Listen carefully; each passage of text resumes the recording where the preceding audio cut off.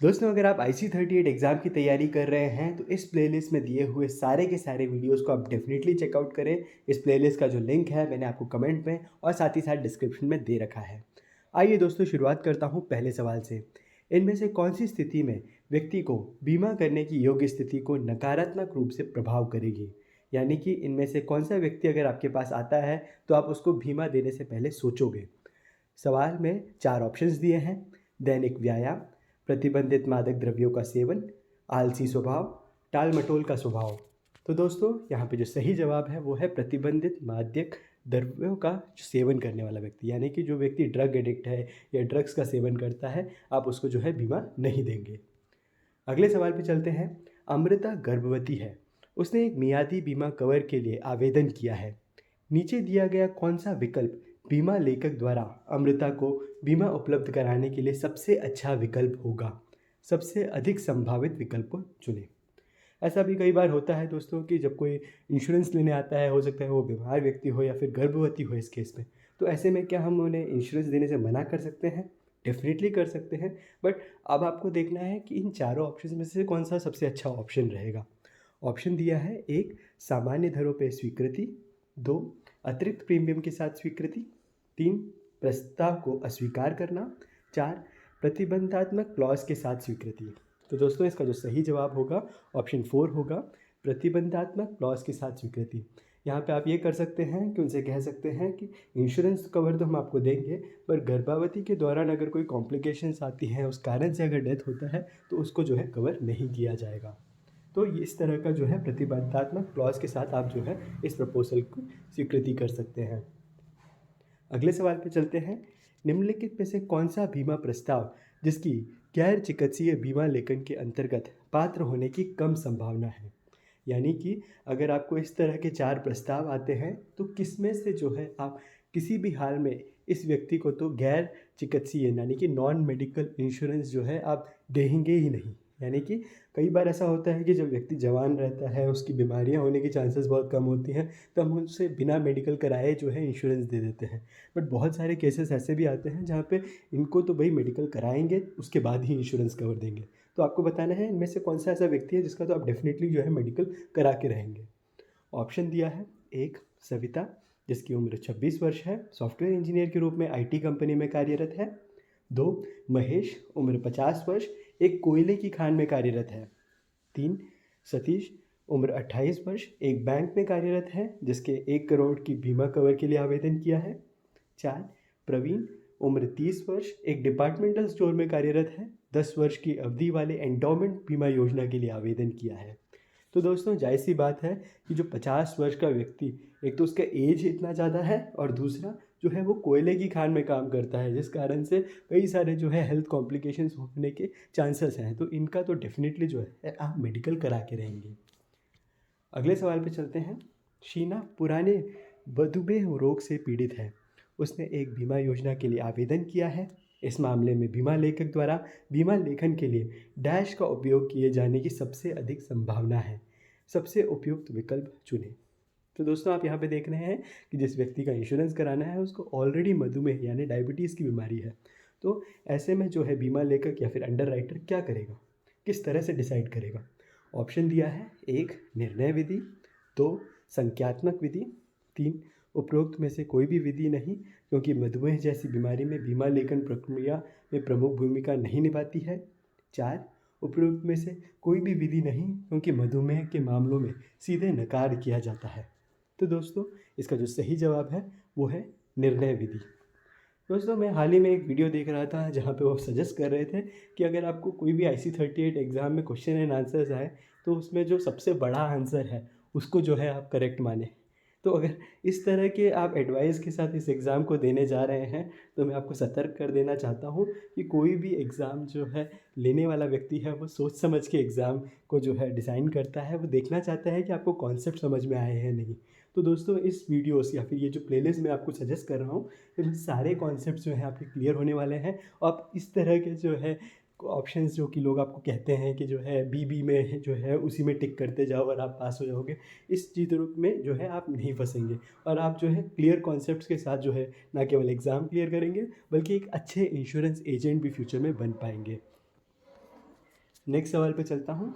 नीचे दिया गया कौन सा कथन नामांकन के संबंध में गलत है? नामांकन यानी कि नॉमिनेशन, इसके संबंध में कौन सी चीज़ इसमें गलत है? एक, यदि पॉलिसी ऋण के बदले बीमा कंपनी को समुनिदेशित की गई जो पॉलिसी नामांकन रद्द नहीं होती है। दो, नामांकन पॉलिसी खरीद के समय या बाद में किया जा सकता है। तीन, पॉलिसी के पृष्ठांकन करके नामांकन को बदला जा सकता है। चार, नमिति के संपूर्ण दावे का पूरा अधिकार होता है। तो दोस्तों इसमें जो कौन सा गलत स्टेटमेंट है वो आपको सेलेक्ट करना है। तो इसमें जो गलत स्टेटमेंट है वो ऑप्शन 4 है, नमिति के संपूर्ण दावे का पूरा अधिकार होता है। तो यहाँ पे आपको समझना पड़ेगा, कई बार जो है हम लोग बीमा लेकर जब करते हैं तो हम किसी न किसी एक व्यक्ति को जो है अपना नॉमिनी चुन लेते हैं। तो क्या इसका मतलब ये हुआ कि जब इंश्योरेंस कवर जो है रिलीज़ किया जाएगा, जब क्लेम आएगा, तो क्या पूरा का पूरा पैसा उस नॉमिनी को दे दिया जाएगा? बिल्कुल भी नहीं। बहुत सारे ऐसे केसेस हुए हैं जहाँ पे किसी हस्बैंड ने जो है अपनी वाइफ के नाम पे अपना नॉमिनी का 100% शेयर जो है उनको दे दिया, बट फिर जो है क्लेम जो है मम्मी पापा की तरफ से आया है, जहाँ पे उन्होंने कहा कि हमें तो कुछ मिला ही नहीं करके। तो वहाँ पे जो है लीगल हायर्स को देखा जाता है, एक कॉन्फ्लिक्ट रेज हो सकता है।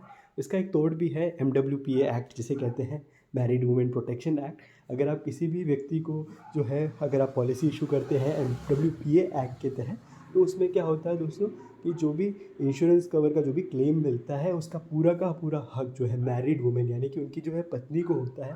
तो वो डिसाइड कर सकते हैं कि उस क्लेम अमाउंट का किसी को कुछ देना है या नहीं। और ऐसे दी गई जो पॉलिसीज़ होती हैं उसमें से तो दोस्तों अगर उस व्यक्ति ने कहीं लोन भी लिया होगा तो लोन दी गई हुई जो कंपनी है वो तक उस पैसों पे जो है क्लेम नहीं कर सकती है, क्योंकि वो पूरा का पूरा जो पैसा है वो प्रिजर्व रहता है मैरिड वुमेन प्रोटेक्शन एक्ट के तहत। इस बारे में भी जो है क्वेश्चंस आएंगे, तब मैं आपसे जो है इसको और डिटेल में डिस्कस करूँगा। नेक्स्ट सवाल पे चलते हैं। पॉलिसी के अंतर्गत गारंटीकृत संपूर्ण मूल्य प्राप्त करने के लिए कानून के अनुसार कब तक के लिए प्रीमियम भुगतान किया जाना चाहिए? कई बार दोस्तों ऐसा होता है कि हम पॉलिसी तो खरीद लेते हैं, फिर कुछ टाइम बाद लगता है नहीं यार पॉलिसी जो है बहुत सेविंग्स को हर्ट कर रही है और हम जो है इसे बंद करना चाहते हैं। तो डेफिनेटली पूरा पैसा तो आपको वापस नहीं मिलता है, बट एक गारंटीड सरेंडर वैल्यू यानी फिर गारंटीकृत संपूर्ण मूल्य जो है वो प्राप्त किया जा सकता है। बट उसमें भी कंडीशन है कि कम से कम इतने टाइम तक तो जो है पॉलिसी चालू होनी चाहिए, तभी जो है आपको ये गारंटीड मूल्य प्राप्त हो सकता है। ऑप्शंस को देखते हैं हम। एक, प्रीमियम को कम से कम लगातार 2 वर्षों के लिए भुगतान अवश्य किया जाना चाहिए। 2, प्रीमियम को कम से कम 3 लगातार वर्षों के लिए भुगतान अवश्य किया जाना चाहिए। 3, प्रीमियम को कम से कम 4 लगातार वर्षों के लिए भुगतान अवश्य किया जाना चाहिए। 4, प्रीमियम को कम से कम 5 लगातार वर्षों के लिए भुगतान अवश्य किया जाना चाहिए।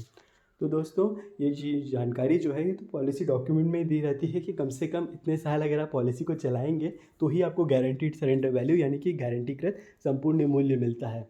और ये दोस्तों अवधि कम से कम 3 लगातार वर्षों तक अगर आप प्रीमियम को भरते हैं तो ही जो है आपको गारंटीड सरेंडर वैल्यू मिल पाती है, अगर आप पॉलिसी को बीच में रोकते हैं तो। अगले सवाल पे चलते हैं। किसी पॉलिसी को कब व्यवगत समझा जाता है? तो दोस्तों व्यवगत का मतलब होता है लैप्स होना, कि कई बार ऐसा होता है ना कि हम लोग जो है पॉलिसी का प्रीमियम जो है नहीं भर पाते टाइम पे, और जो है पॉलिसी हमारी मौजूद तो रहती है बट कई सालों से जो है हम उसके प्रीमियम नहीं भर रहे हैं, तो ऐसे में पॉलिसी लैप्स या फिर व्यवगत हो जाती है।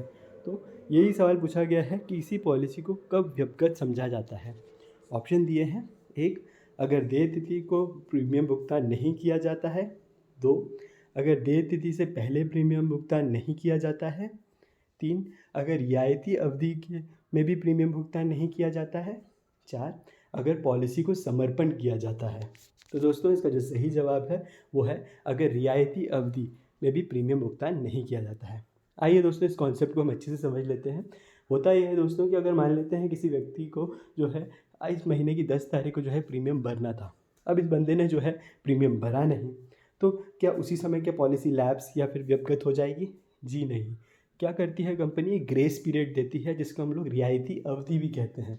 अब इस रियायती अवधि को जो है 30 दिन का अगर माने तो ये जो 30 दिन का और जो है टाइम दे देती है इंश्योरेंस कंपनी कि चलो कोई बात नहीं, आप 10 तारीख को जो प्रीमियम नहीं भर पाए कम से कम अगले महीने की 10 तारीख जो है प्रीमियम भर दें। तो अगर उस अवधि में भी अगर आप प्रीमियम को नहीं भरते हैं यानी कि रियायती अवधि भी आपकी समाप्त हो जाती है, तो जाके जो है आपकी पॉलिसी लैप्स हो जाएगी और इसका मतलब ये हुआ कि उसके बाद अगर किसी व्यक्ति की डेथ होती है तो उसे कोई इंश्योरेंस कवर नहीं मिलेगा। अब आपके मन में सवाल आ रहा होगा कि ये रियायती अवधि के दौरान अगर डेथ होती है तो क्या इंश्योरेंस कवर मिलेगा? बहुत ही इंटरेस्टिंग सवाल है। इसमें होता यह है दोस्तों कि अगर रियायती अवधि के दौरान अगर डेथ होती है तो जो है डेफिनेटली आपको जो है अमाउंट मिलता है।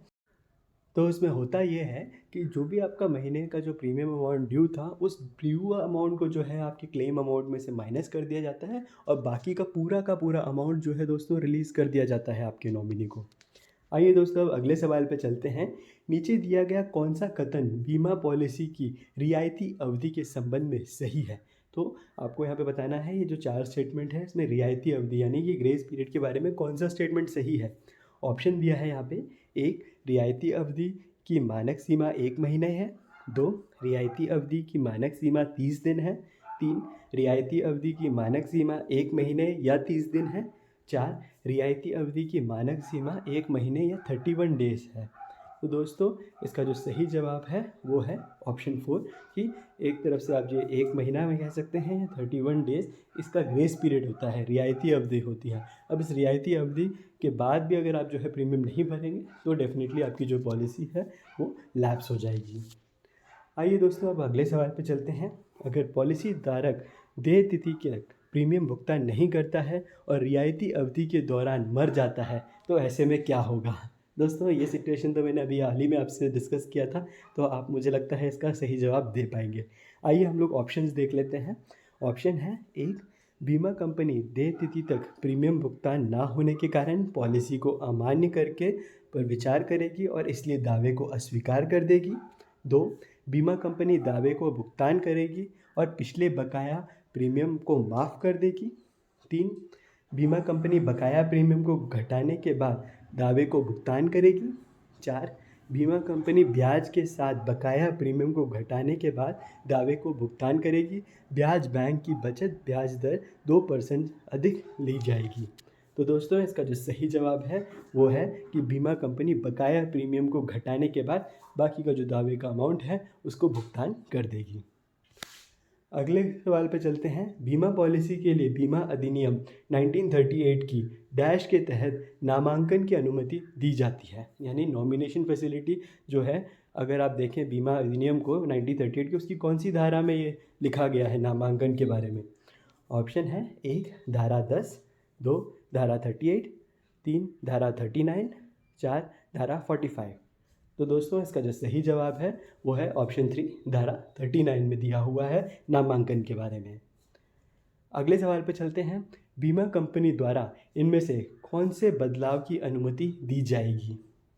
अब ऑप्शन दिए हैं यहाँ पे, पॉलिसी को 2 या 2 से अधिक पॉलिसियों में विभाजित करना, 2 प्रीमियम भुगतान अवधि को बढ़ाना, 3 पॉलिसी को लाभ सहित से लाभ रहित में बदलना, 4 बीमा धन की वृद्धि।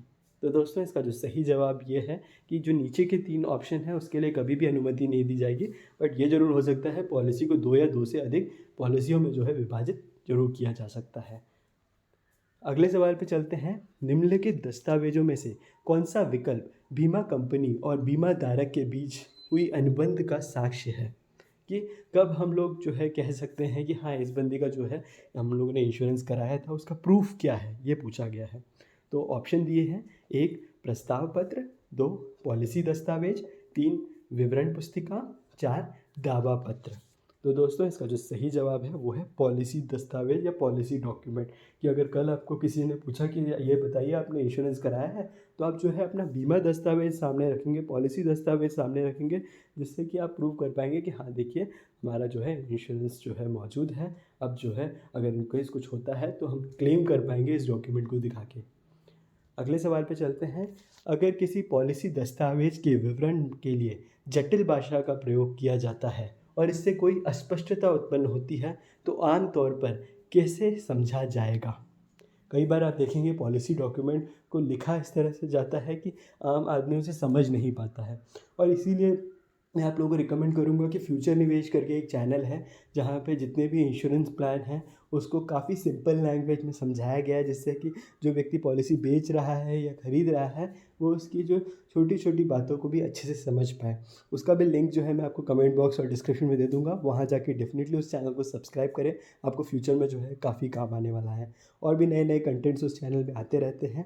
हालांकि वो चैनल भी मेरा ही है, ये भी मैं आपको पहले ही बता दूं, बट कोशिश मैंने ये की है कि उसमें जो भी चीज़ें हैं उसको काफ़ी क्लियर कर बताऊं कि क्या उसमें अच्छा है प्लान में, क्या उसमें बुरा है, जिससे कि आप एक इन्फॉर्म डिसीजन ले पाएँ।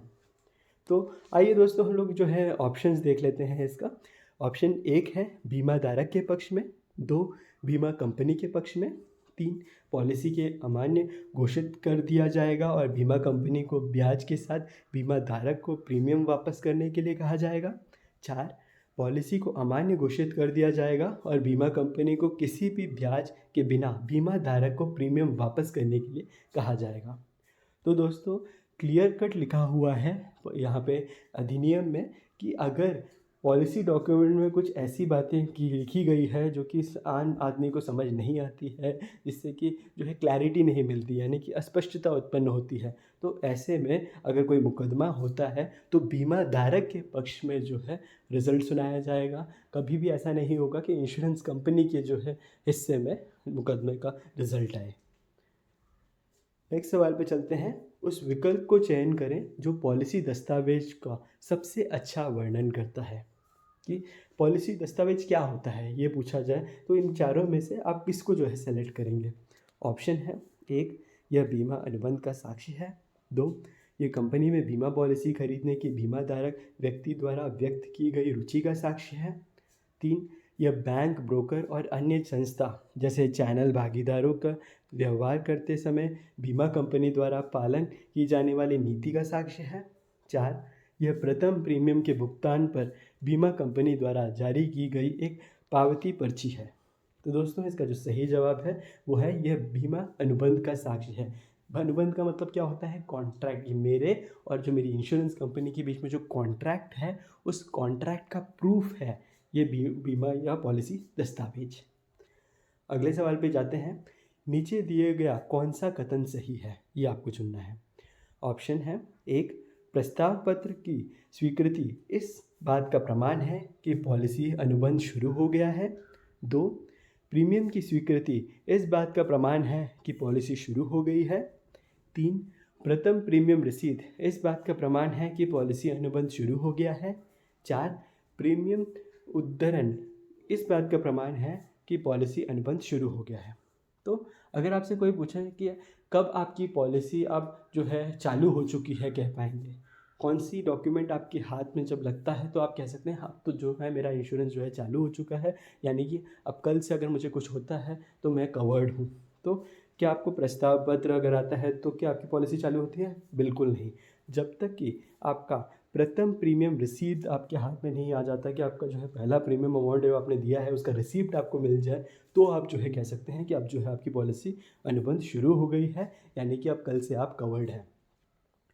अगले सवाल पे चलते हैं। प्रथम प्रीमियम की प्राप्ति के बाद बीमा कंपनी आगे प्राप्त होने वाले प्रीमियमों के लिए डैश जारी करेगी। तो क्या जारी करेगी ये सवाल है। और एक ऑप्शन है 1, पुनर्चलन प्रीमियम रसीद, 2, पुनरुद्धार प्रीमियम रसीद, 3, पुनर्स्थापन प्रीमियम रसीद, 4, नवीनीकरण प्रीमियम रसीद। तो दोस्तों, जैसे आपका प्रथम प्रीमियम होता है तो आपको प्रथम प्रीमियम रसीद मिलता है। अब अगले साल जब आप प्रीमियम भरते हैं तो आपको एक नया जो है रसीद दिया जाएगा, उसका नाम है नवीनीकरण प्रीमियम रसीद या अगर बीमित व्यक्ति मूल जीवन बीमा पॉलिसी दस्तावेज को खो देता है तो क्या होगा? कि अगर किसी व्यक्ति के जो है पॉलिसी दस्तावेज जो है वो गुम हो जाए तो क्या कर सकता है? अब ऑप्शन है 1, बीमा कंपनी अनुबंध में कोई बदलाव के बिना डुप्लीकेट पॉलिसी जारी करेगी, 2, पॉलिसी अनुबंध समाप्त हो जाएगा, 3, बीमा कंपनी बीमित व्यक्ति को वर्तमान स्वास्थ्य घोषणाओं के आधार पर नए नियमों और शर्तों के साथ एक डुप्लीकेट पॉलिसी जारी करेगी, 4, बीमा कंपनी अनुबंध के कोई भी बदलाव किए बिना एक डुप्लीकेट पॉलिसी जारी करेगी, लेकिन ऐसे सवाल एक अदालत के आदेश के बाद होगा। तो दोस्तों, घबराने की बिल्कुल ज़रूरत नहीं होती अगर आपके पॉलिसी डॉक्यूमेंट गुम हो जाते हैं तो। होता यह है कि बीमा कंपनी जो है आपसे थोड़े पैसे लेगी, 100-150 रुपये, और आपको एक डुप्लीकेट पॉलिसी जो है जारी कर देगी। और उसमें कोई चेंजेस नहीं आएंगे, सब बिल्कुल वैसा का वैसा रहेगा जैसे कि आपकी पिछले पॉलिसी डॉक्यूमेंट में थी। हो सकता है इस बीच में आपकी जो है तबीयत उतनी अच्छी नहीं है, वो सब चीज़ों को नहीं देखा जाएगा, बिल्कुल आपको वैसा का वैसा कॉपी जो है उसका डुप्लीकेट दे दिया जाएगा। अगले सवाल पे जाते हैं। नीचे दिए गया कौन सा कथन सही है ये आपको पता करना है। ऑप्शन दिया है, एक, पॉलिसी दस्तावेज पर सक्षम अधिकारी द्वारा हस्ताक्षर किया जाना चाहिए, लेकिन भारतीय स्टाम्प अधिनियम के अनुसार स्टाम्प लगे होने ज़रूरत नहीं है। दो, पॉलिसी दस्तावेज पर एक सक्षम अधिकारी द्वारा हस्ताक्षर किया जाना होना चाहिए, इस पर भारतीय स्टाम्प अधिनियम के स्टाम्प लगे होने चाहिए। तीन, पॉलिसी दस्तावेज पर एक सक्षम अधिकारी द्वारा हस्ताक्षर किए जाने की ज़रूरत नहीं है, लेकिन इस पर भारतीय स्टाम्प अधिनियम के अनुसार स्टाम्प लगे होने चाहिए। चार, पॉलिसी दस्तावेज पर ना तो सक्षम अधिकारी के हस्ताक्षर किए जाने की ज़रूरत है और ना ही अनिवार्य रूप में किसी भारतीय स्टाम्प अधिनियम के अनुसार स्टाम्प लगे होने की चाहिए। तो दोस्तों इस ऑप्शन को आप अच्छे से देख लें कि पॉलिसी दस्तावेज पे एक सक्षम अधिकारी द्वारा हस्ताक्षर किया जाना चाहिए और इस पर जो है भारतीय स्टाम्प अधिनियम के स्टैम्प दोनों ही चीज़ें लगी होनी अनिवार्य होती है। अगले सवाल पे चलते हैं। इनमें से कौन सा एक मानक बीमा पॉलिसी दस्तावेज का पहला भाग बनता है, कि अगर आपको कोई पॉलिसी डॉक्यूमेंट मिलता है तो उसका जो सबसे पहले पेज में क्या मिलेगा आपको। ऑप्शन है, एक, पॉलिसी अनुसूची, दो, मानक प्रावधान, तीन, पॉलिसी की विशिष्ट प्रावधान, चार, दावा प्रक्रिया। तो दोस्तों इसका जो सही जवाब है वो है पॉलिसी अनुसूची या पॉलिसी की समरी दी होगी, जहाँ पे आपको जो है उस पॉलिसी के बारे में पूरा स्नैप मिल जाएगा कि A to Z जो डिटेल आप एक बार देख लेंगे तो आपको जो है समझ में आ जाएगा कि इस पॉलिसी में क्या इंक्लूडेड है क्या नहीं है, कितना प्रीमियम आप भरते हैं, आपका नाम, आपके पर्सनल डिटेल सब जो है पहले पेज में मिल जाएंगे। नेक्स्ट सवाल पे चलते हैं। किसी मानक बीमा पॉलिसी दस्तावेज में मानक प्रावधानों वाले अनुभाग में निम्नलिखित में से कौन सी जानकारी होगी। तो दोस्तों यहाँ पे पूछा गया है आपसे कि मानक प्रावधानों वाले अनुभाग में इनमें से कौन सी जानकारी दी होगी, ये पूछा गया है आपकी पॉलिसी डॉक्यूमेंट में। ऑप्शन है, एक, प्रारंभ होने की तिथि, परिपक्वता की तिथि और अंतिम प्रीमियम की देय तिथि। दो, नामिती का नाम। तीन, अधिकार और सुविधाएं तथा अन्य शर्तें जो अनुबंध में ये तहत लागू होती हैं। चार, प्राधिकृत हस्ताक्षरी या हस्ताक्षर और पॉलिसी स्टाम्प।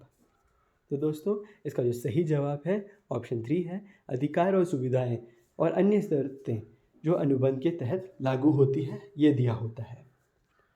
अगले सवाल पे चलते हैं। एक ऐसी महिला जो अनुबंध लेने के समय गर्भवती है और उसके लिए गर्भावस्था के कारण मौत के जोखिम को कवर नहीं किया करने का एक क्लॉज है, मानक पॉलिसी दस्तावेज में कौन से खंड में इसे शामिल किया जाएगा। अभी दोस्तों हाल ही में मैंने आपको एक एग्जांपल बताया था जिसमें आपको मैं कह रहा था कि क्या प्रेग्नेंट वुमेन या फिर गर्भवती जो महिला है क्या उसको हम पॉलिसी दे सकते हैं। बिल्कुल दे सकते हैं, बट उसमें जो है हम एक एडिशनल क्लॉज लिख के देंगे जिसमें ये लिखा जाएगा कि अगर गर्भावस्था के दौरान मृत्यु होती है तो उसको जो है कवर नहीं करेंगे। अब ये सवाल पूछा गया है कि इस पॉलिसी डॉक्यूमेंट की कौन से पार्ट में जो है इसे शामिल हम करेंगे। ऑप्शन दिया है, एक, पॉलिसी अनुसूची, दो, सामान्य प्रावधान, तीन, मानक प्रावधान, चार, पॉलिसी के विशेष प्रावधान। तो दोस्तों इसका जो सही जवाब है वो है ऑप्शन 4, पॉलिसी के विशेष प्रावधान में जो है इस क्लॉज को शामिल किया जाएगा। अगले सवाल पे चलते हैं। प्रथम प्रीमियम रिसीव, इसे जो कि हम लोग FPR भी कहते हैं, ये क्या दर्शाती है। सबसे उपयुक्त विकल्प को चुनें। ऑप्शन, एक, फ्री लुक अवधि समाप्त हो गई है। दो, यह इस बात का एक साक्ष्य है कि पॉलिसी अनुबंध शुरू हो गया है। तीन, पॉलिसी को अब रद्द नहीं किया जा सकता। चार, पॉलिसी को एक निश्चित नकद मूल्य प्राप्त कर लिया गया है। तो दोस्तों जैसा कि मैंने आपको पहले वाले क्वेश्चन में बताया था कि जब आपको प्रथम प्रीमियम रसीद मिलता है तो ये इस चीज़ को दर्शाता है कि यह इस बात का साक्ष्य है कि पॉलिसी अनुबंध जो है अब शुरू हो चुका है, यानी कि अब आप कवर्ड हैं कि कल अगर आपको कुछ हो जाता है तो आपके जो है फैमिली को क्लेम मिलकर रहेगा। आइए दोस्तों अगले सवाल पे चलते हैं। डैश अवधि के दौरान अगर पॉलिसी धारक को कोई नई पॉलिसी खरीदी है और वह उसे नहीं रखना चाहते हैं तो उसे लौटा सकते हैं और अपना पैसा वापस प्राप्त कर सकते हैं। तो दोस्तों नॉर्मली जब भी आप इंश्योरेंस पॉलिसी को बेचते हैं तो जो है 15 दिन का टाइम रहता है अगर आपने जो है पॉलिसी को ऑफलाइन बेचा है यानी कि आमने सामने बेचा है, और 30 दिन का जो है समय होता है अगर आपने इस पॉलिसी को ऑनलाइन बेचा है यानी कि आपने जो है कहीं ना कहीं कॉल पे आमने सामने ना बात करते हुए पॉलिसी को बेचा है। तो जिस दौरान अगर व्यक्ति चाहे तो पॉलिसी को जो है वापस कर सकता है और अपने पूरा जो प्रीमियम अमाउंट है उसको ले सकता है। तो उस पीरियड को क्या कहते हैं, ये सवाल है। ऑप्शन है 1 स्वतंत्र मूल्यांकन, 2 फ्री लुक, 3 निरस्तीकरण, 4 फ्री ट्रायल। तो दोस्तों इसका जो सही जवाब है वो है free look. Free look period जो है ऐसी अवधि होती है जिस दौरान अगर पॉलिसी धारक चाहे तो पॉलिसी को वापस देके अपने पूरे पैसों को वापस ले सकता है। आइए नेक्स्ट सवाल पे चलते हैं। इनमें से किसे नैतिक खतरे के लिए जिम्मेदार ठहराया जा सकता है। कई बार ऐसा होता है दोस्तों कि जब लोग इंश्योरेंस पॉलिसी खरीद लेते हैं उसके बाद वो जो है और ज़्यादा रिस्क लेने के लिए रेडी हो जाते हैं। यानी कि कई बार आप देखेंगे कि लोग जो इंश्योरेंस ले चुके हैं वो जो है एकदम केयर फ्री हो जाते हैं, हेलमेट बिना पहने जो है गाड़ी चलाते हैं। तो इस तरह से जो होने वाले रिस्क को आप क्या कहते हैं, नैतिक खतरा कहते हैं। तो इस ऑप्शंस में से आपको बताना है कि किसे आप नैतिक खतरे के लिए जिम्मेदार ठहराएंगे। ऑप्शन है 1 बीमा की खरीद के बाद जोखिमपूर्ण व्यवहार बढ़ जाना, 2 बीमा के खरीद के पहले जोखिमपूर्ण व्यवहार बढ़ जाना, 3 बीमा खरीद के बाद जोखिमपूर्ण व्यवहार में कमी, 4 बीमित होने के बाद आपराधिक गतिविधियों में संलग्न होना। तो दोस्तों इसका जो सही जवाब है वो है कि बीमा के खरीद के बाद अगर आपके जोखिमपूर्ण व्यवहार बढ़ जाते हैं तो वो जो है एक नैतिक खतरा बन जाता है इंश्योरेंस कंपनी के लिए। अगले सवाल पे चलते हैं। निम्नलिखित में से किसकी चिकित्सा परीक्षक की रिपोर्ट में जांच की जाएगी। कि ऑप्शन दिए हैं यहाँ पे। 1 प्रस्तावक का भावनात्मक व्यवहार, 2 ऊंचाई, वजन और रक्तचाप, 3 सामाजिक स्थिति, 4 सच्चाई।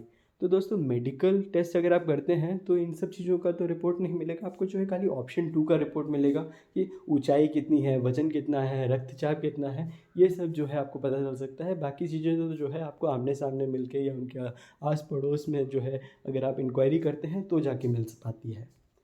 अगले सवाल पे चलते हैं। डैश बीमा कंपनियों द्वारा इस्तेमाल किया जाने वाला एक औपचारिक कानूनी दस्तावेज है जो उत्पाद के बारे में जानकारी प्रदान करता है। तो बीमा कंपनी जो है अपने प्रचार के लिए, प्रोडक्ट के प्रचार के लिए जो है कुछ ऐसी चीज़ें यूज़ करती है जो कि एक औपचारिक कानूनी दस्तावेज है। तो आपको बताना है इनमें से कौन सा वो ऑप्शन है। 1 प्रस्ताव पत्र, 2 प्रस्ताव उद्धरण, 3 सूचना डॉक्यूमेंट, 4 विवरण पुस्तिका या प्रॉस्पेक्टस। तो दोस्तों इसका जो सही जवाब है वो है विवरण पुस्तिका या प्रॉस्पेक्टस, जिसमें कि जो है पॉलिसी के बारे में कंप्लीट जानकारी तो नहीं मिलती जितना कि आपके खुद के पर्सनल जो है पॉलिसी दस्तावेज में मिलेंगे, बट उसके बारे में बहुत सारी डिटेल जो है आपको एक प्रॉस्पेक्टस या फिर विवरण पुस्तिका को पढ़कर मिल जाती है। निम्नलिखित में से कौन सा विकल्प दबाव का उदाहरण है। 1 रमेश एक अनुबंध पर हस्ताक्षर करता है जिसकी बारीकियों की उसे जानकारी नहीं है। 2 रमेश महेश को धमकी देता है कि यदि उसके अनुबंध पर हस्ताक्षर नहीं किए तो वो उसे मार डालेगा। 3 रमेश अपनी प्रोफेशनल वरिष्ठता पद का प्रयोग करते हुए महेश से अनुबंध पर हस्ताक्षर करा लेता है। 4 रमेश गलत जानकारी देते हुए एक अनुबंध पर महेश की हस्ताक्षर करवा लेता है। तो दोस्तों इसका जो सही जवाब है वो है ऑप्शन 2। रमेश महेश को धमकी देता है कि यदि उसने अनुबंध पर हस्ताक्षर नहीं किए तो वो उसे मार डालेगा। नेक्स्ट सवाल पे चलते हैं। इनमें से किसे बीमा दावा प्रक्रिया में प्राथमिक हितधारक माना जाता है। कि अगर कोई बीमा की दावा की जाती है तो उसमें सबसे बड़ा बेनिफिशियरी यानी कि प्राथमिक हितधारक कौन होता है। ऑप्शन है 1 ग्राहक, 2 मालिक, 3 बीमा लेखक, 4 बीमा एजेंट। तो दोस्तों इसका जो सही जवाब है वो है ग्राहक, यानी कि जो व्यक्ति बीमा लेता है वही सबसे प्राथमिक हितधारक माना जाता है। दूसरे सवाल पे चलते हैं। गिरीश सक्सेना के बीमा दावा के बीमा कंपनी द्वारा इनकार कर दिया जाता है। इनकार के मामले में बीमा कंपनी को प्रस्तुत करने के अलावा गिरीश सक्सेना के पास अब कौन से विकल्प उपलब्ध हैं। ऑप्शन दिया है यहाँ पे। 1 सरकार से संपर्क करना, 2 वैधानिक प्राधिकरणों से संपर्क करना, 3 बीमा एजेंट से संपर्क करना, 4 मामलों को इनकार करने पर कुछ भी नहीं किया जा सकता। तो दोस्तों इसका जो सही जवाब है वो होता है वैधानिक प्राधिकरणों से संपर्क करना। वैधानिक प्राधिकरण यानी कि गवर्नमेंट अथॉरिटीज़ होती हैं, जैसे IRDA की भी एक बॉडी है, इनका एक जो है वेबसाइट है जहाँ पे जाके जो है आप अपनी ग्रीवेंस या कंप्लेंट को रेज कर सकते हैं अगर इंश्योरेंस कंपनी जो है आपके पैसे या इंश्योरेंस क्लेम को देने से मना कर देती है तो। नेक्स्ट सवाल पे चलते हैं। राजीव मेहता द्वारा प्रस्तुत एक स्वास्थ्य बीमा दावे की जांच के दौरान बीमा कंपनी को पता चलता है कि राजीव मेहता के बजाय उसके भाई राजेश मेहता को उपचार के लिए अस्पताल में भर्ती कराया गया था। राजीव मेहता की पॉलिसी एक फैमिली फ्लोटर योजना नहीं है, यह डैश धोखाधड़ी का एक उदाहरण है। तो दोस्तों, जब भी हम लोग अपनी अगर हेल्थ इंश्योरेंस पॉलिसी लेते हैं तो उसमें एक ऑप्शन रहता है कि हम फैमिली फ्लोटर प्लान ले लें। फैमिली फ्लोटर में होता यह है कि ना केवल हमारे हॉस्पिटलाइजेशन को कवर किया जाएगा, बल्कि परिवार के जो अन्य सदस्य हैं उनका भी जो है हॉस्पिटलाइजेशन का खर्चा भी इसमें जो है निकल आता है। बट यहाँ पे हुआ ये नहीं है। यहाँ पे राजीव मेहता ने जो है अपनी इंडिविजुअल जो हेल्थ इंश्योरेंस पॉलिसी है उसके यूज़ करते हुए, या फिर एक तरह से कह सकते हैं मिसयूज़ करते हुए, अपने भाई का जो है इलाज का खर्चा भी उसी से निकलवा दिया। तो ये कौन से धोखाधड़ी का उदाहरण है? ऑप्शन दिया है: 1 प्रतिरूपण, 2 नकली दस्तावेज बनाना, 3 खर्च को बढ़ा चढ़ाकर बताना, 4 आउट पेशेंट उपचार को इन पेशेंट अस्पताल में भर्ती होने में परिवर्तन करना। तो दोस्तों, इसका जो सही जवाब है वो है प्रतिरूपण। प्रतिरूपण या फिर इम्पर्सनेशन, जहाँ पे अगर हम जो है अपना काम करवा रहे हैं किसी और के नाम पे। कि ऐसा होता है ना कि जब हम लोग किसी एग्ज़ाम में दे रहे होते हैं, कई बार हम लोग को ऐसे न्यूज़ में सुनने को मिलता है कि एग्ज़ाम देना किसी और को था, बट उसने जो है किसी और कैंडिडेट को बैठा के जो है एग्ज़ाम दिलवा दिया। तो ये जो होता है प्रतिरूपण या फिर इम्पर्सनेशन होता है, जो कि एक धोखाधड़ी होती है। नेक्स्ट सवाल पे चलते हैं। निम्नलिखित में से कौन सा कोड बीमारी को इलाज करने की प्रक्रिया को दर्शाता है?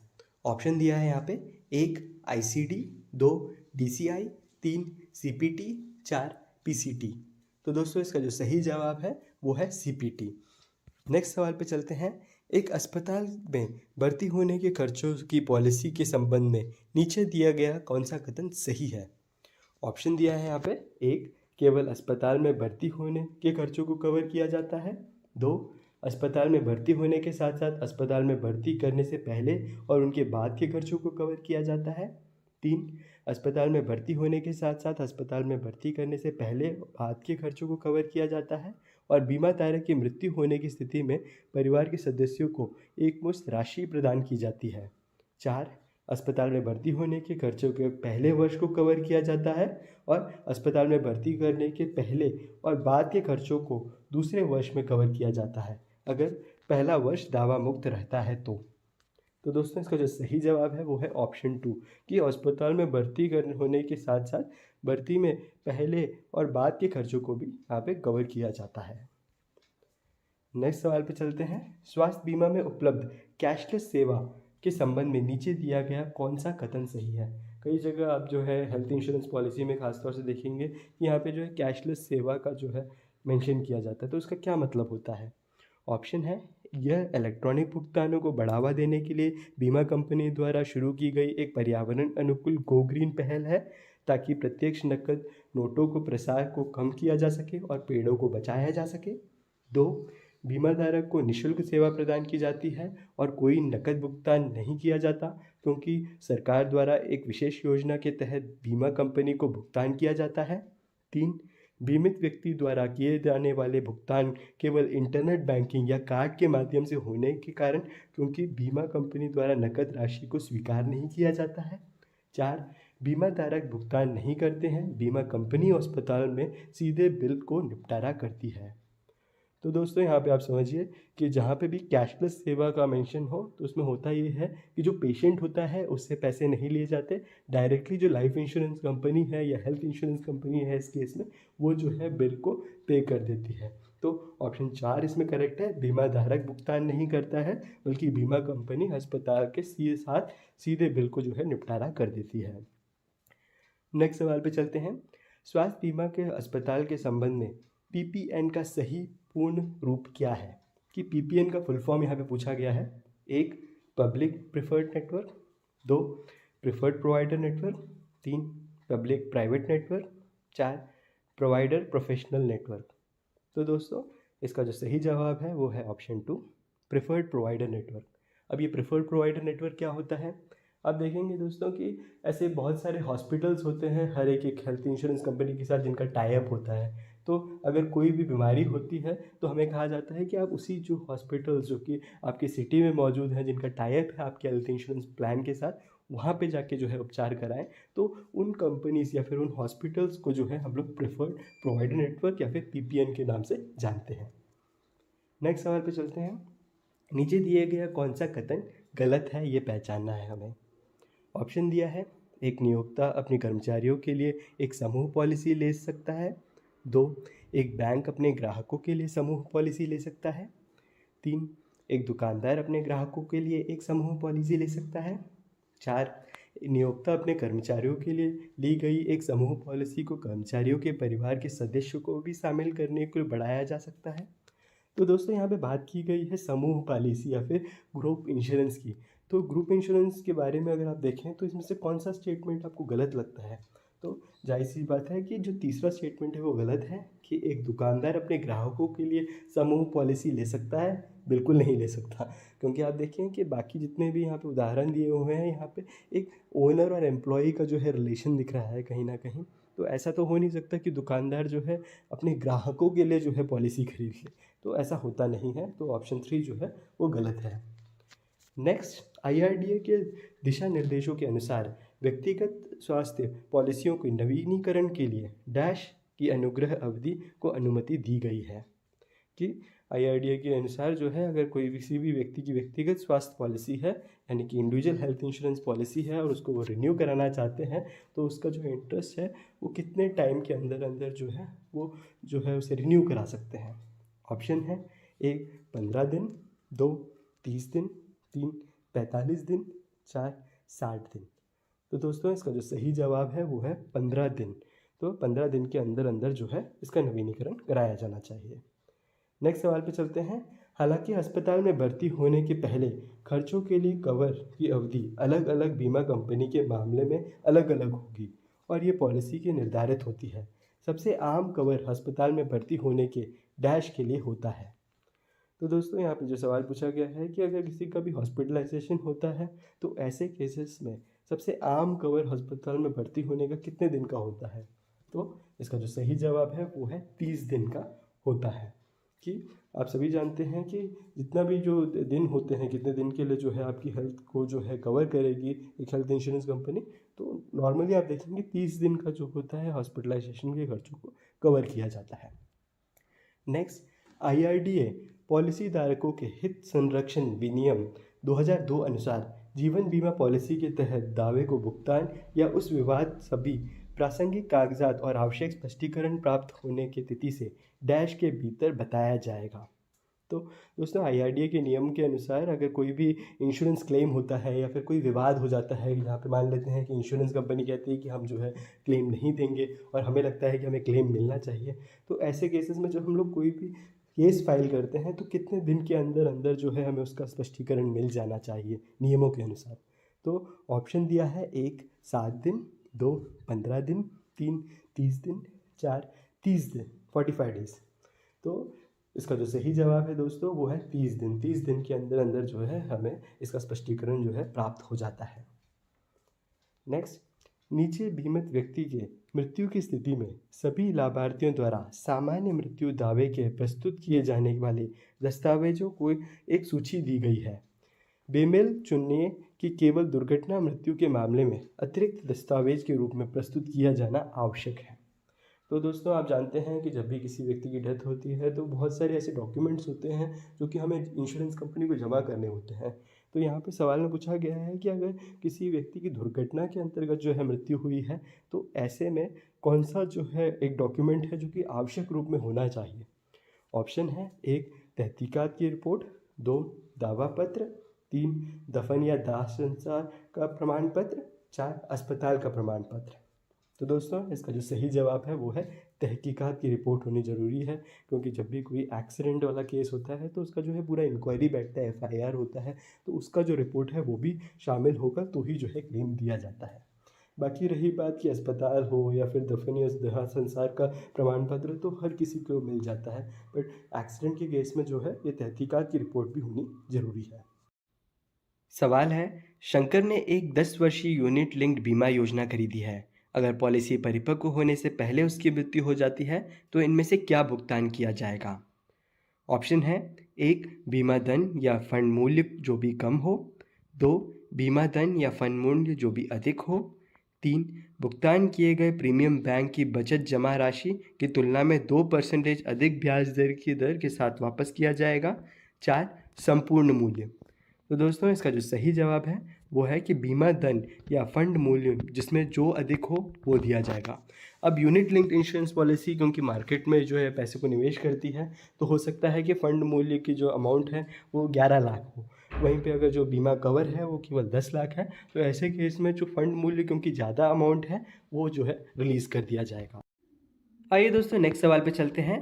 दावों को वर्गीकरण शीघ्र या गैर शीघ्र के आधार पे बेमल विकल्प को चुनें। यानी कि यहाँ पे जो जितने आपको ऑप्शन दिए गए हैं इसमें कौन सा ऑप्शन सबसे अलग है उसको आपको चुनना है। ऑप्शन है 1, मियादी बीमा योजना खरीदने के 6 महीने के भीतर जो है रम्या की मृत्यु हो जाती है। 2, मियादी बीमा योजना खरीदने के 1.5 वर्ष के भीतर मनोज की मृत्यु हो जाती है। 3, मियादी बीमा योजना खरीदने के 2.5 वर्ष के अंदर डेविड की मृत्यु हो जाती है। 4, मियादी बीमा योजना खरीदने के 5.5 वर्ष के भीतर प्रवीण की मृत्यु हो जाती है।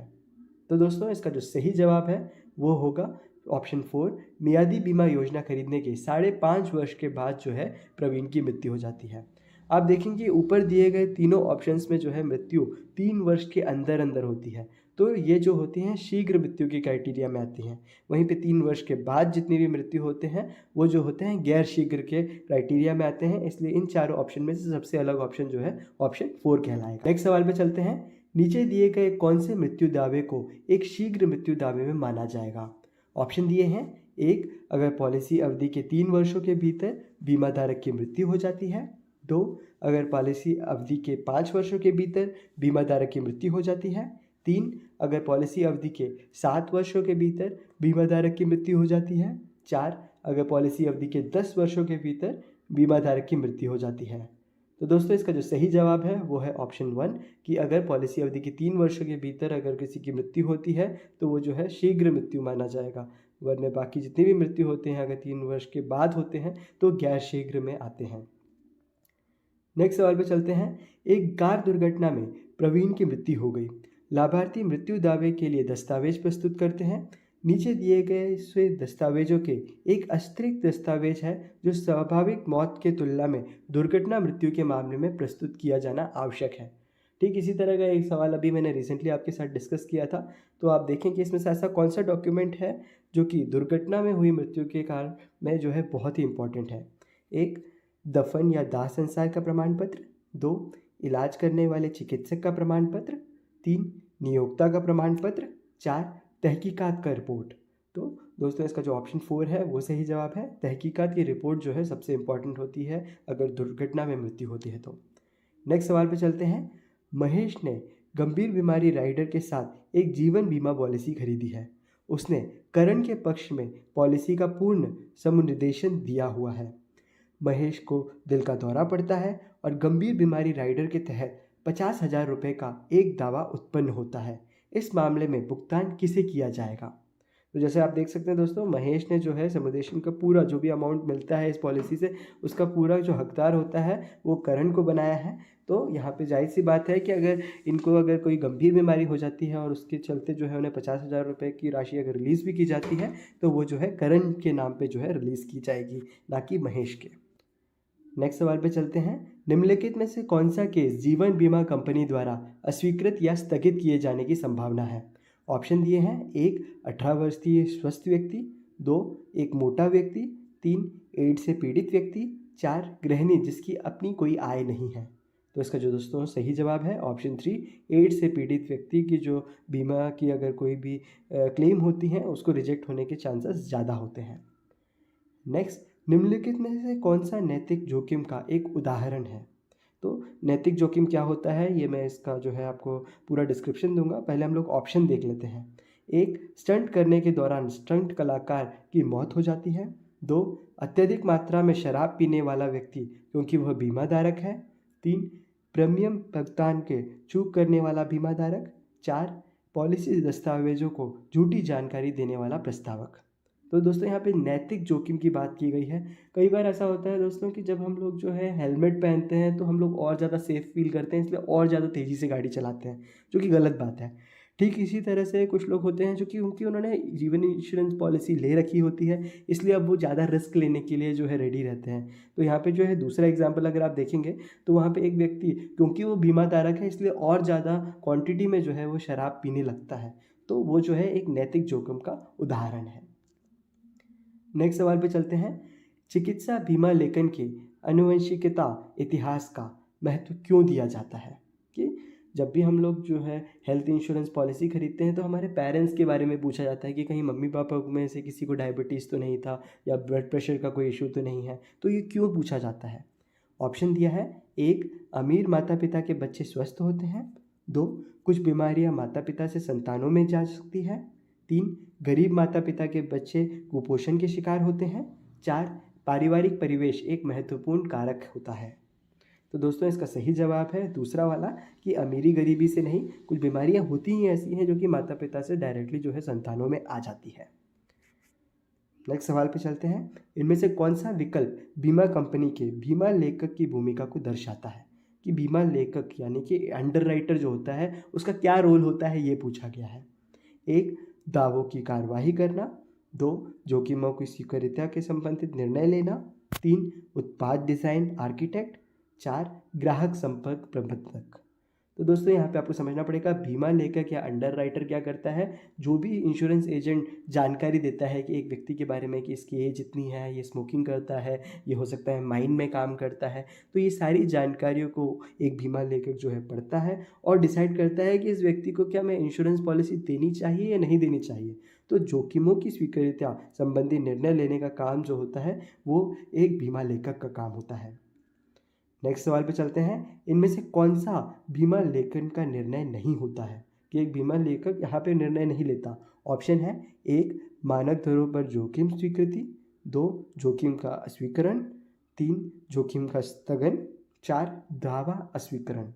तो दोस्तों इसका जो सही जवाब है ऑप्शन 4 है, दावा अस्वीकरण। कि यहाँ पे किसी व्यक्ति को इंश्योरेंस पॉलिसी देनी है या नहीं देनी है, ये सब काम तो जो है बीमा लेखन का होता है। वहीं पे अगर एक बार इंश्योरेंस क्लेम आ जाए उसके बाद उसको जो है स्वीकार करना है या नहीं स्वीकार करना है, ये काम जो है बीमा लेखन का नहीं होता है। उसके लिए जो है एक अलग सा डिपार्टमेंट है, क्लेम डिपार्टमेंट जिसे कहते हैं, जो कि निर्णय लेता है कि किसी व्यक्ति को क्लेम देना चाहिए या नहीं देना चाहिए। आइए दोस्तों अगले सवाल पे चलते हैं। इनमें से कौन सा एक मानक आयु प्रमाण नहीं है? 1, पासपोर्ट। 2, विद्यालय छोड़ने का प्रमाण पत्र। 3, जन्म कुंडली। 4, जन्म प्रमाण पत्र। तो दोस्तों इसमें से ऐसा कौन सा डॉक्यूमेंट है जिसे कि आप एक वैलिड बर्थ सर्टिफिकेट या फिर आयु प्रमाण पत्र की तरह नहीं यूज़ कर सकते? इसमें जो है ऑप्शन 3 जो है करेक्ट है, कि जन्म कुंडली में भले ही डेट मेंशन होता है बट ये जो है गवर्नमेंट डॉक्यूमेंट नहीं होता, इस वजह से ये जो है एक मानक आयु प्रमाण पत्र नहीं कहलाएगा। बीमा योग्य हित के संबंध में निम्न में से कौन सा सही नहीं है? दोस्तों बीमा योग्य का मतलब होता है इंश्योरेबल इंटरेस्ट।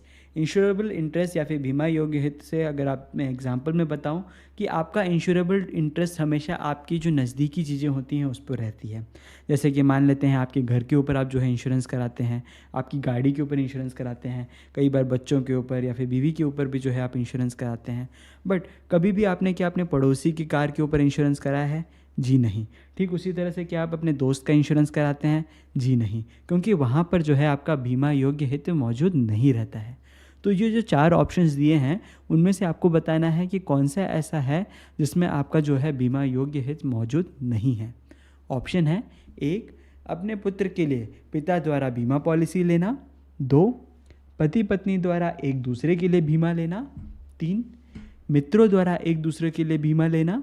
4, नियोक्ता द्वारा कर्मचारियों के लिए बीमा लेना। तो दोस्तों यहाँ पे जो ऑप्शन 3 है वो जो है करेक्ट आंसर होगा, क्योंकि मित्र जो होते हैं वो एक दूसरे के लिए बीमा नहीं लेते हैं। वहीं पे जो ऊपर के 3 ऑप्शंस हैं ये आप जो है अपने डेली लाइफ में भी देखेंगे कि कई बार जो एम्प्लॉयर्स होते हैं वो अपने एम्प्लॉई के लिए जो है वो इंश्योरेंस लेते हैं, पति पत्नी एक दूसरे के लिए लेते हैं, अपने पिता जो है पुत्र के लिए लेते हैं, बट दोस्त जो है एक दूसरे के लिए बीमा नहीं लेते। आइए दोस्तों अब हम लोग नेक्स्ट सवाल पे चलते हैं। यहाँ पे सवाल दिया हुआ है कि घोड़े से गिरने के कारण अजय की जो है पीठ टूट जाती है, जल में पड़े रहने के कारण उसे निमोनिया हो जाता है और उसे अस्पताल में भर्ती किया जाता है और वहाँ पे निमोनिया के कारण जो है वो मर जाता है।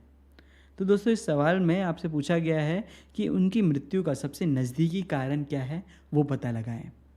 तो दोस्तों यहाँ पे ऑप्शन दिया हुआ है। ऑप्शन है 1 निमोनिया, 2 टूटी हुई पीठ, 3 घोड़े से गिरना, 4 शल्य चिकित्सा। दोस्तों अगर आप इन चारों ऑप्शंस को देखेंगे तो आपको लगेंगे ये चारों ही ऑप्शंस सही हैं। बट अगर आपसे पूछा जाए कि अजय की जो ये मृत्यु हुई है इसका सबसे बड़ा कारण क्या है, तो दोस्तों उसका सबसे बड़ा कारण है घोड़े से गिरना। क्योंकि जब घोड़े से वो व्यक्ति गिरा उसके बाद जो है बहुत सारी ऐसी गतिविधियां हुई, उसके चलते जो है वो मर गया। तो जो सबसे बड़ा कारण या फिर सबसे नज़दीकी कारण जो है वो घोड़े से गिरना होगा। आइए दोस्तों अब हम लोग नेक्स्ट सवाल पे चलते हैं। सवाल है, निम्न कार्यों में से कौन सा परम सद्भाव के सिद्धांत को बताता है। परम सद्भाव को जो है हम लोग एक तरफ से अटमोस्ट गुड फेट भी कहते हैं। जब भी हम लोग कभी भी किसी चीज़ का इंश्योरेंस कराते हैं तो बहुत ही इंपॉर्टेंट है दोस्तों कि हम उस चीज़ के बारे में पूरी सही जानकारी जो है इंश्योरर को दें। कि ऐसा नहीं होना चाहिए दोस्तों कि हम किसी का जो है इंश्योरेंस करा रहे हैं, उस व्यक्ति को डायबिटीज़ है और हम जो है वहाँ पे इंश्योरेंस के फॉर्म में लिख रहे हैं कि कम्प्लीटली हेल्दी है। कुछ ऐसी चीज़ें होती हैं दोस्तों जो कि जीवन बीमा कंपनियां जो होती हैं वो डायरेक्टली जो है पता लगा सकती हैं। कुछ चीज़ें हैं जिसका वो पता नहीं लगा सकती।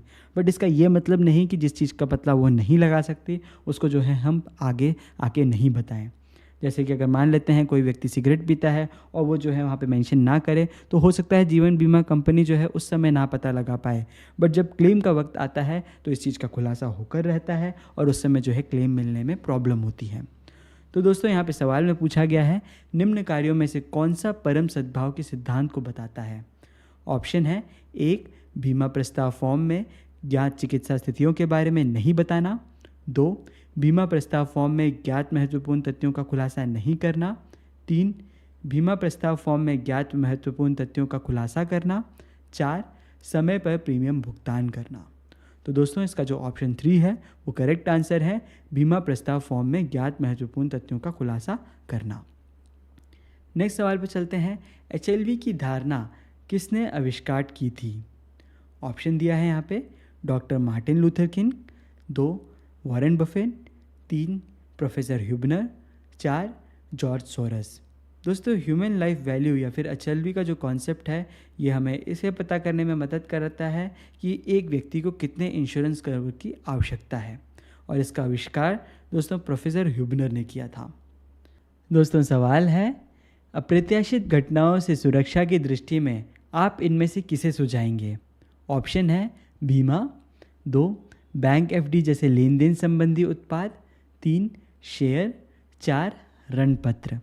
तो दोस्तों इसका जो सही जवाब है वो है बीमा। नेक्स्ट, निम्नलिखित में से कौन सा विकल्प एक तथ्य का सटीक स्पष्टीकरण प्रदान करता है कि जीवन बीमा हेतु वृद्ध व्यक्तियों की तुलना में युवा लोगों को जो है कम प्रीमियम प्रभावित किया जाता है। तो दोस्तों यहाँ पे जो है आपसे सवाल जो है पूछा गया है कि जो व्यक्ति युवा है उसको जो है कम प्रीमियम क्यों देना पड़ता है, वहीं पे वृद्ध व्यक्तियों को ज़्यादा प्रीमियम क्यों लगता है। ऑप्शन है यहाँ पे 1 अधिकांश युवा लोग आश्रित होते हैं, 2 वृद्ध व्यक्तियों में अधिक भुगतान की क्षमता होती है, 3 मृत्यु दर आयु से जुड़ी होती है, 4 मृत्यु दर आयु से उल्टी तरह होती है। तो दोस्तों इसका जो सही जवाब है वो है कि मृत्यु दर जो है आयु से जुड़ी होती है, और यही कारण है कि जो यंग लोग होते हैं, जो युवा व्यक्ति हैं, उनको कम इंश्योरेंस लगता है, और जो व्यक्ति जो है थोड़े बुजुर्ग होते हैं उनको ज़्यादा इंश्योरेंस का पैसा देना होता है। नेक्स्ट सवाल पे चलते हैं हम, वित्तीय नियोजन शुरू करने का सबसे अच्छा समय कब है, कि हमें कब जो है इन्वेस्ट करना चालू करना चाहिए। ऑप्शन है 1 सेवानिवृत्ति के बाद, 2 जैसे ही कोई अपना पहला वेतन पाता है, 3 विवाह के बाद, 4 केवल धनी होने के बाद। तो दोस्तों इसका जो सही जवाब है वो है ऑप्शन 2, जैसे ही कोई अपना पहला वेतन पाता है उसी समय से जो है उसे वित्तीय नियोजन या फिर इन्वेस्टमेंट चालू करना चाहिए। सवाल है, जीवन के किस चरण में कोई व्यक्ति पूर्व बचतों को सर्वाधिक महत्ता देता है। ऑप्शन है यहाँ पे 1 सेवानिवृत्ति के बाद, 2 कमाने वाला, 3 शिक्षार्थी, 4 हाल ही में विवाहित। तो दोस्तों जो पूर्व बचतों की सर्वाधिक महत्ता जो है वो किसी भी व्यक्ति की सेवानिवृत्ति के बाद जो होती है तब पता चलती है। तो इसका जो सही जवाब है वो है सेवानिवृत्ति के बाद। नेक्स्ट सवाल पे चलते हैं, निवेश समय सीमा और प्रतिफल के बीच में क्या संबंध है। ऑप्शन है 1 दोनों किसी भी तरह संबंधित नहीं है, 2 बड़ी निवेश समय सीमा अधिक प्रतिफल। 3, बड़ी निवेश समय सीमा कम प्रतिफल। 4, बड़ी निवेश समय सीमा पर प्रतिफल पर अधिक कर। तो दोस्तों इसका जो सही जवाब है वो है बड़ी निवेश सीमा में जो है आपको अधिक प्रतिफल मिलेगा, क्योंकि आप जानते हैं कि जितना जो है समय सीमा ज़्यादा रहेगा किसी भी इन्वेस्टमेंट का, आप जानते हैं उसमें जो है इंटरेस्ट जुड़ता रहेगा और कहीं ना कहीं जो है आपको इस हिसाब से जो है ज़्यादा प्रतिफल देखने को मिलेगा। आइए दोस्तों नेक्स्ट सवाल पे चलते हैं। सवाल है, निम्न में से कौन सा आकस्मिकता उत्पादों के तहत वर्गीकृत किया जा सकता है, कि इनमें से किसको जो है आप इमरजेंसी यूज़ में जो है कैटेगराइज कर सकते हैं। ऑप्शन है 1, बैंक जमा राशियाँ। 2, जीवन बीमा। 3, शेयर। 4, बॉन्ड। तो दोस्तों आप जानते हैं कि आकस्मिकता जब होती है, जब इमरजेंसी होती है, तो इन चारों उत्पादों में से हमें जीवन बीमा जो है सबसे ज़्यादा मदद प्रोवाइड करती है। तो जीवन बीमा इसका सही आंसर है। नेक्स्ट, निम्न में से कौन सा धन संचय उत्पादों के तहत वर्गीकृत किया जा सकता है। तो इनमें से ऐसे उत्पाद का नाम आपको बताना है जिससे कि हम लोग धन संचय करते हैं, धन का जो है इन्वेस्ट करते हैं। ऑप्शन है 1, बैंक जमा राशियाँ। 2, जीवन बीमा। 3, साधारण बीमा। 4, शेयर। तो दोस्तों इसका जो सही जवाब है वो है 4, शेयर। कि बाकी सब चीज़ों में जो है हम लोग धन संचय नहीं करते, बल्कि शेयर जो है एक ऐसा प्रोडक्ट है जिसमें जो है हम लोग धन संचय कर पाते हैं जिससे। नेक्स्ट सवाल पे चलते हैं। आजीवन बीमा का प्रीमियम भुगतान टर्म बीमा के प्रीमियम भुगतान की तुलना में डैश होता है। ऑप्शन है 1, अधिक। 2, कम। 3, बराबर। 4, बहुत अधिक। तो दोस्तों आप सभी जानते हैं कि आजीवन बीमा जो होती है उसे हम लोग होल लाइफ भी कहते हैं, वहीं पे जो टर्म बीमा है उसे हम लोग टर्म इंश्योरेंस कहते हैं। आजीवन बीमा में होता यह है दोस्तों कि किसी भी व्यक्ति को जीवन काल तक जो है बीमा मिल जाता है, कि जब चाहे उसकी मृत्यु हो उसके परिवार को जो है बीमा की राशि मिल जाती है। वहीं पे टर्म बीमा में एक टर्म बताया जाता है कि इतने सालों के अंदर अगर डेथ होती है तो ही जो है परिवार को बीमा की राशि दी जाती है, अगर उसके बाद होती है तो उसको जो है कोई भी राशि नहीं दी जाती। तो जाहिर सी बात है दोस्तों, जहाँ पे जीवन काल का जो है आपको सुरक्षा कोई चीज़ प्रोवाइड करे तो वहाँ पे जो है उसका प्रीमियम का भुगतान की राशि भी जो है वो टर्म के मुकाबले अधिक होगी। तो इसका सही जवाब है अधिक। नेक्स्ट, अपने जीवन बीमा के लिए आपके द्वारा प्रीमियम का भुगतान जितना डैश होगा, आपकी मृत्यु की स्थिति में लाभार्थी की क्षतिपूर्ति का भुगतान भी उतना ही डैश होगा। कि अगर मान लेते हैं आपका प्रीमियम भुगतान जो है ज़्यादा होगा तो उसी हिसाब से जो आपका जो इंश्योरेंस का अमाउंट है वो भी ज़्यादा होगा। तो इसमें ऑप्शन दिया हुआ है 1, अधिक अधिक। 2, कम अधिक। 3, अधिक कम। 4, तेज धीमा।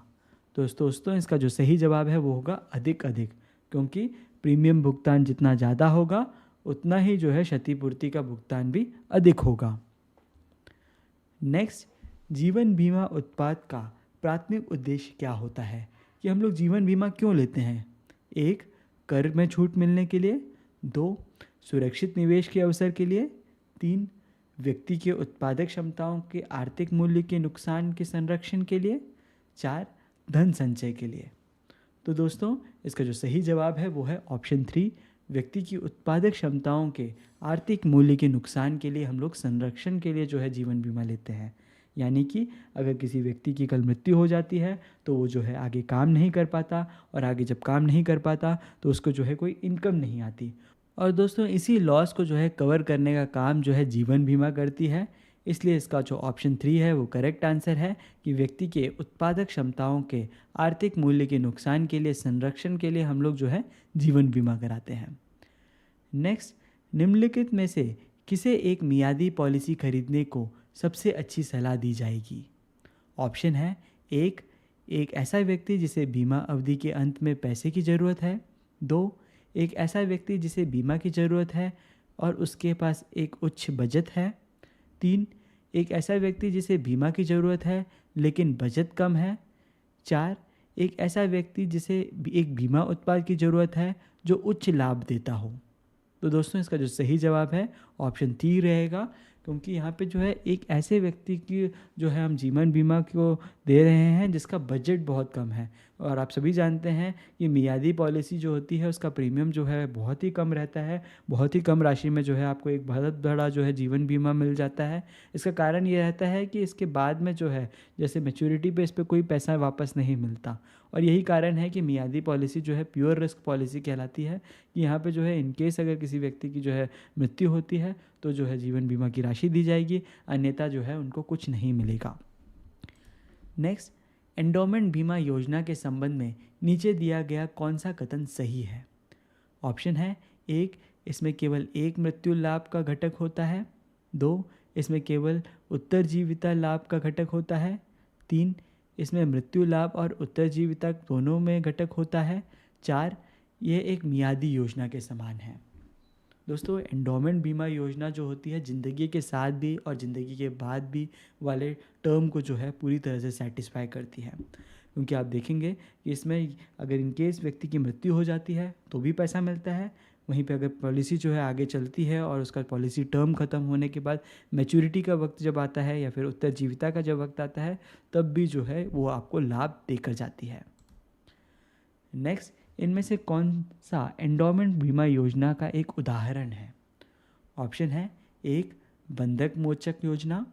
2, ऋण जीवन बीमा योजना। 3, मनी बैक योजना। 4, आजीवन योजना। तो दोस्तों, जो मनी बैक योजना होती है वो एंडोमेंट बीमा योजना का एग्जाम्पल है, क्योंकि आप जानते हैं मनी बैक योजना में जीवित रहते हुए भी जो है मैच्योरिटी पे पैसा मिलता है, और इनकेस अगर किसी व्यक्ति की पॉलिसी टर्म में ही मृत्यु हो जाए तो भी जो है पैसा मिल जाता है। नेक्स्ट, इनमें से कौन सा एक गैर पारंपरिक जीवन बीमा उत्पाद है? पारंपरिक और गैर पारंपरिक आप समझिए कि जो पारंपरिक ऐसी जीवन बीमाएं हैं जो कि शुरुआती टाइम से जो है चली आ रही हैं, बट आजकल जो है LIC हो या इंश्योरेंस हो उसमें कुछ ऐसी गैर पारंपरिक जीवन बीमा भी आ गई हैं जो कि मार्केट से जुड़ी हुई हैं, जिससे कि आप जो है और ज़्यादा अच्छा मुनाफा कमा सकते हैं। तो ऑप्शन दिया है यहाँ पे 1, मियादी बीमा। 2, यूनिवर्सल जीवन बीमा। 3, एंडोमेंट बीमा। 4, आजीवन बीमा। तो दोस्तों, इसमें जो यूनिवर्सल जीवन बीमा है वो एक गैर पारंपरिक जीवन बीमा उत्पाद है, क्योंकि ये मार्केट से जुड़ा हुआ रहता है, जिस कारण से अगर मार्केट में जो है अच्छे रिटर्न्स आते हैं तो ये जो पॉलिसी अगर आप लेते हैं तो आप जो है उससे और अच्छा जो है मुनाफा कमा सकते हैं।